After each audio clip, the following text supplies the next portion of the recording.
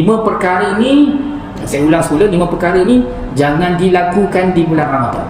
Yang pertama, jangan tak baca Quran. Yang kedua, jangan tak solat tarawih. Yang ketiga, jangan tak bersedekah. Yang keempat, jangan tak dapat Lailatul Qadar. Yang kelima, jangan sampai tak dapat pengampunan. Lima perkara jangan dilakukan di bulan Ramadan. Yang pertama, jangan tak baca Quran. Jangan tak baca Quran. Quran dengan Ramadan, ulama kata kembar. Quran ni kembar Ramadan. Sebab Allah himpunkan Quran dan Ramadan dalam sepotong ayat. Syahrul Ramadan allazi unzila fihi al-Quran. Dan kata ulama, tengok bagaimana mulianya Ramadan kerana Al-Quran.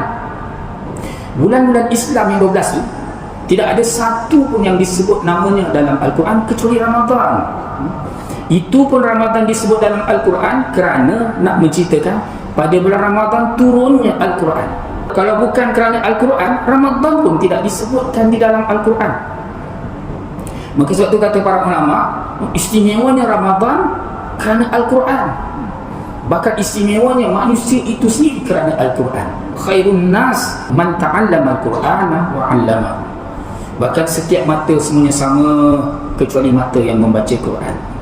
Setiap mulut sama semuanya kecuali mulut yang membaca Quran. Setiap hati sama semuanya kecuali hati yang menyimpan Al-Quran.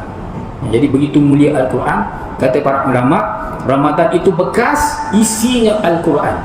Maka barang siapa yang berpuasa di bulan Ramadan tetapi tidak membaca Quran, dia hanya mengambil bekas dan mengabaikan isinya. Yang kedua, jangan tak solat tarawih. Solat tarawih tidak ada di bulan lain. Dan solat tarawih itu termasuk dalam membangunkan malam, menghidupkan malam. Dalam hadis yang sahih Nabi sebut, man qama ramadhana imanan wa ihtisaban ghufira lahu ma taqaddama min dhanbihi.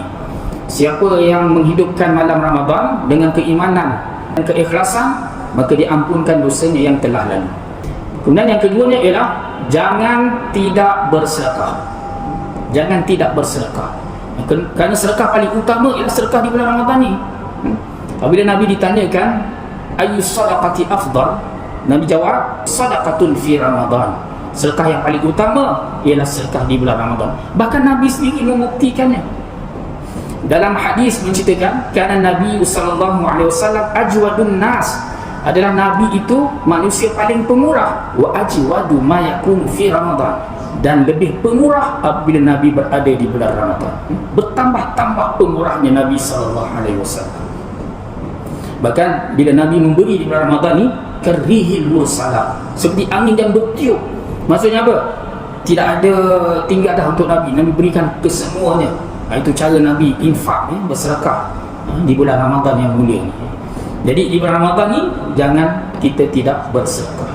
Yang keempatnya, jangan tidak dapat Lailatul Qadar. Jangan tidak dapat Lailatul Qadar. Jangan tak dapat Lailatul Qadar.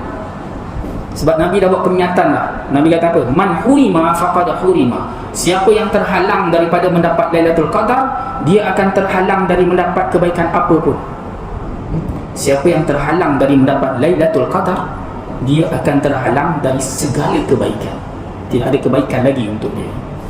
Sebab yang ni lah yang kita nak pastikan, ya? Setiap tahun kita mendapat Lailatul Qadar.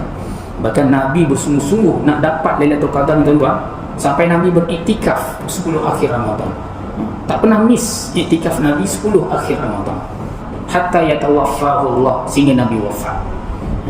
Bahkan Nabi bercerita Lailatul Qadar ni dalam hadis menceritakan pada awalnya Nabi beriktikaf 10 yang pertama. Kemudian datang sahabat kata, kami pun bersama-sama iktikaf bersama Nabi. Kemudian datang Jibril, dia kata ke Nabi, allazi tatlubuhu amamaka, yang engkau cari wahai Muhammad ada di depan. Maka Nabi pun beriktikaf pula 10 pertengahan Ramadan. Datang pula Jibril beritahu, yang engkau cari wahai Muhammad ada di depanmu. Maka barulah Nabi iktikaf di 10 akhir Ramadan. Dan begitulah iktikaf Nabi sehinggalah baginda wafat. Dan Nabi tak pernah miss iktikaf 10 akhir Ramadan. Kerana apa? Kerana Lailatul Qadar. Yang kelima, jangan sampai tak dapat pengampunan. Jangan sampai tak dapat pengampunan. Dalam hadis yang sahih, man adraka syahra Ramadan siapa yang mendapati bulan Ramadan falam yurfa, dan dia tidak diampunkan, dakhalan nar, dia akan dimasukkan ke neraka, fa ab'adahu Allah, maka Allah akan menyisihkannya. Ini hadis sahih tuan-tuan. Ini peringatan daripada siapa-siapa yang dapat Ramadan tetapi tidak diampun, dia akan dimasukkan ke dalam neraka. Kita patut cemas membaca hadis ni tuan-tuan. Takut kita tak dapat pengampunan. Jadi